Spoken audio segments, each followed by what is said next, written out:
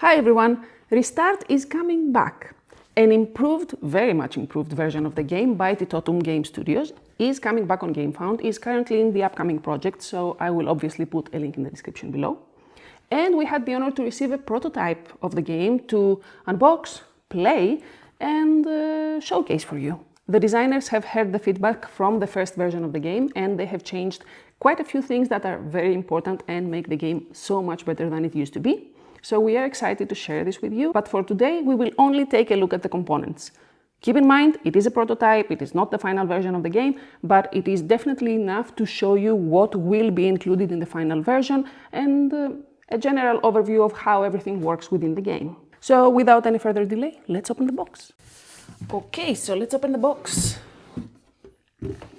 There's no rulebook, as you can see. The rulebook we currently have in PDF version. It's a draft, so they haven't printed that out. They are still making adjustments and corrections, I'm guessing. So we only have the components here. Remember, it's a prototype, so some of the components may change, some may not be included. It's a preview of what the game has to offer and how approximately it's going to look like. With that in mind, we have a sideboard here. I'll start on this side. It's double-sided, as you can see. The game overall has a main aspect of it and 4 side dystopias. So every time you play the game, you choose one of the dystopias and place it on the side, follow the rules for that dystopia specifically, and in that way the game changes a little bit in 4 different ways every time you choose to play.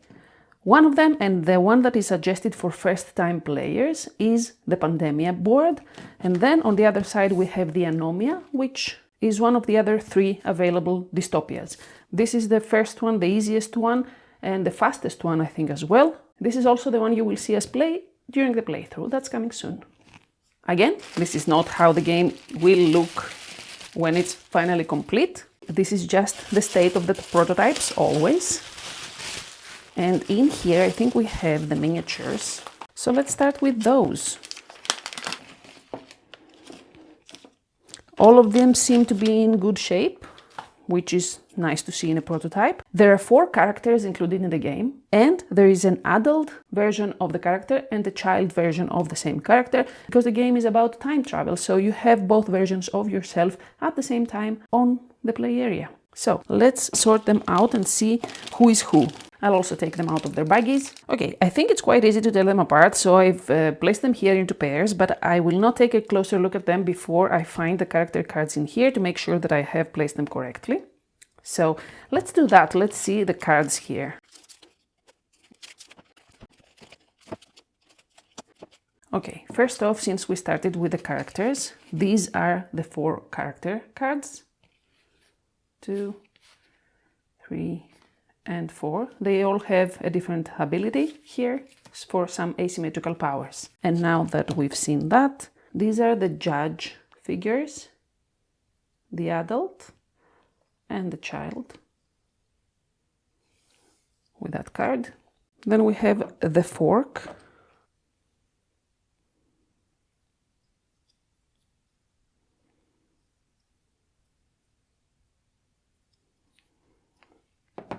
this card, the X with her books,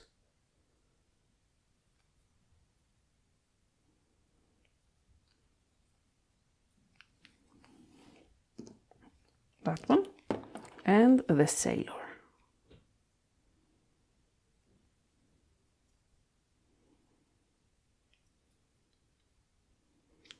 Okay, so that's the characters done. And then we have this card. Says it's about the solo mode and it has some help on the back as well. Then we have a fate card. This is not required during your first plays. It introduces a sequential play of the game, something like a mini campaign. I think that's where that's used. Then we have some guidelines for each of the 4 dystopias: Extinction, Anomie, Ocean Rise and Pandemia. And this, I'm guessing, is for the Extinction dystopia. So these are these. The bunch of cards here are the event cards. These are the main focus of the game. They have multiple uses. You shuffle the deck, you create a grid from them. the grid of these cards is where all the action happens. You can see they have beautiful artworks. I'm guessing you have already seen that there are multiple colors of them, and the colors are used to create patterns and fulfill mission cards to gain bonuses.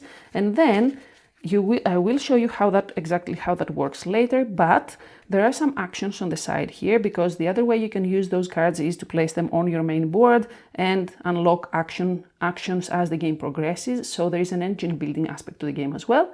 And this is an ability that can be activated if you choose to place the event card on the grid instead. So basically you have cards in your hand and you choose whether to place them on the grid to create patterns and complete mission cards, or to place them on your player board to make your engine stronger and improve your actions towards the end of the game. And as you can see, it's a huge deck of them. I think all of them have different artwork and different abilities. I'm not sure if there are any duplicates in here, to be honest, but yeah. I'll put the cards aside and let's keep going with some more cards, smaller size this time, since we are looking at those. Okay, so let's take a look at what we have here. These three stacks are mission cards. They come in 3 different difficulty levels though. As you can see here on the side, this is level 1, this is level 2, and this is level 3. And they are the cards that are going to be in your hands so that you can start creating patterns on the main grid. So imagine a bunch of event cards on a grid, and then, for example, to fulfill that, you need to have this exact pattern with 2 yellow, 2 green, and 1 purple card in order to complete the mission and get points. And there's a bunch of them, as I said, in 3 different difficulty levels. So you take those, you fulfill those, and you get points at the end of the game. Then we have some objective cards here. These are randomly placed on top of the grid, and they can be fulfilled by any player throughout the game. The first player who completes one of them takes it and then gains points at the end of the game. Then we have the side effects cards here. There's 8 of them, and they are a module. You should not include them in your very first plays. They are meant to make the game more advanced and a bit more difficult, so there are extra rules about them as well. And I think they are also included in this mini campaign version of the game that I told you about earlier. And finally, we have a bunch of cards here that are only used in the Extinction dystopia. I will not explain how those work because we will not play the game like that. Moving on, we have some stickers here because we have to assemble the player boards, I think, and some extra little things here. Then we have in each player color some action tokens. Oh, I see more cards down here. I'm sorry. I'll take a look at those later. These tokens are placed on your player board when you choose an action. I think there are 4 different spaces where you can take an action, so you place your token on it to remember which action you are taking. And then on the next turn, you cannot perform the same action, so you have to move your action token somewhere else to take a different action. You cannot take twice the same action in subsequent turns. So these are the 4 player colors with the 4 action markers, action tokens. Before we move on, I'll take a look at those cards as well. There are more cards for the Extinction dystopia, and yeah, even more of them here, so there we are. Okay, since we got into the player colors, let's take a look at those. There are wooden tokens. Those are used on the dystopia boards. I don't know if they are separate for each dystopia, to be honest, but similarly we have those. I think those are used in the Anomy dystopia. These are miniature bases, so that you can mark your miniature with the character you chose, matching the player color you chose. There is a note here that there may be imperfection, I guess, but it's just a prototype thing. Then we have some fragment crystals.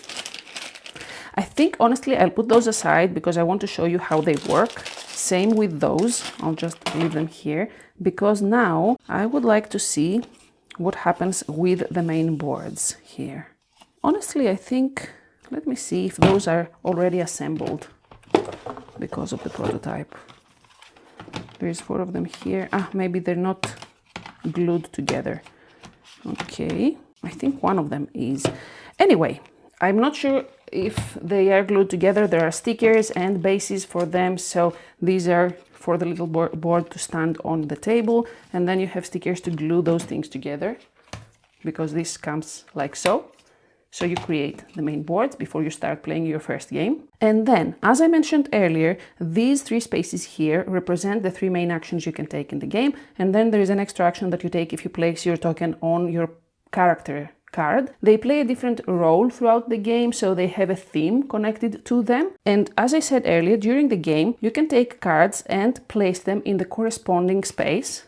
As you can see here, there is a matching symbol. So you place the card here, and you open up those spaces. This means that whenever you take the action at the bottom, if you have unlocked any of those spaces, you also take additional actions that are on the card that you have placed on this space.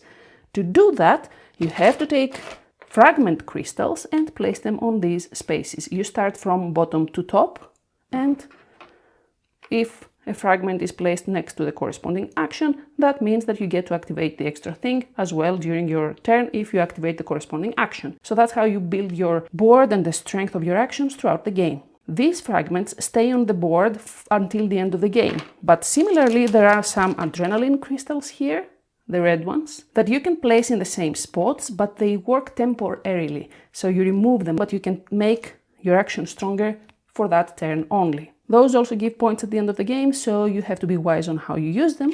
Sometimes it's worth it, sometimes it is not. There is also some space underneath here to bury cards. That's a mechanism that works in the game, and you get points at the end of the game for doing so. And I think that's it. I'll keep it around because, let me show you something else.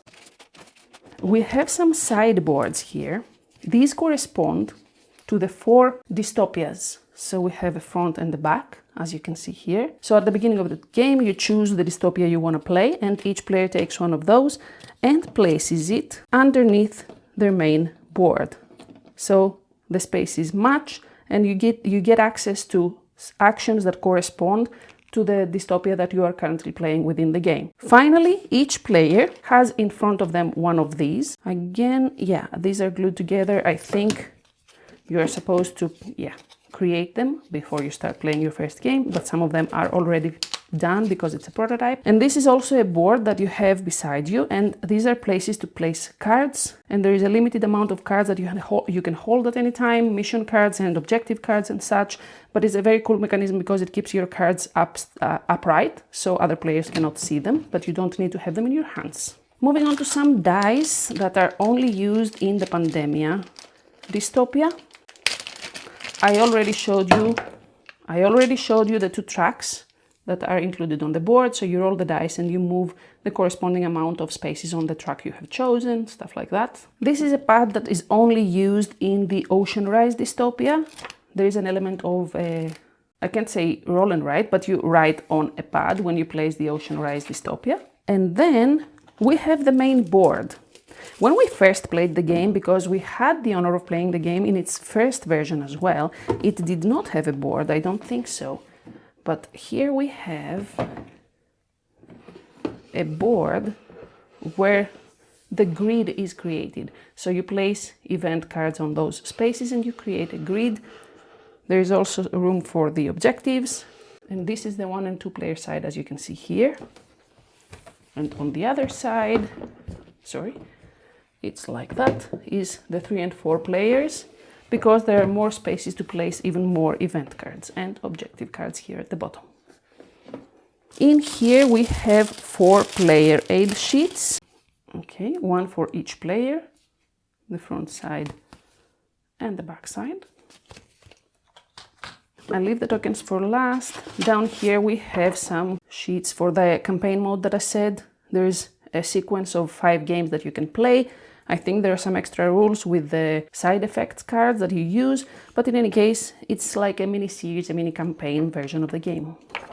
Finally, we have some tokens. I'll take them out of here and be right back. Okay, let's start with the time tokens. Here, there's a bunch of them. They are a resource, so you gain them throughout the game and you spend them in order to complete missions. Then we have the void tokens. These are very powerful. You can gain them throughout the game and you can place them on a card to temporarily change its color so that you can fulfill a mission. Then we have some shadow tokens, 1 in each player color. These are used together with the side effects module. And finally, some components for the solo mode of the game. And that's it. That was everything that was in the box. Again, it was a prototype and it already looks pretty cool, to be honest. The game is already on the upcoming projects on Gamefound, so go follow them there if you want to keep up with the updates and everything they have to share before the campaign starts. We will have a 2-player playthrough coming up soon in the channel, so subscribe if you want to stay tuned for that. Leave a thumbs up if you enjoyed this video, and I hope to see you in the next one. Until then, bye.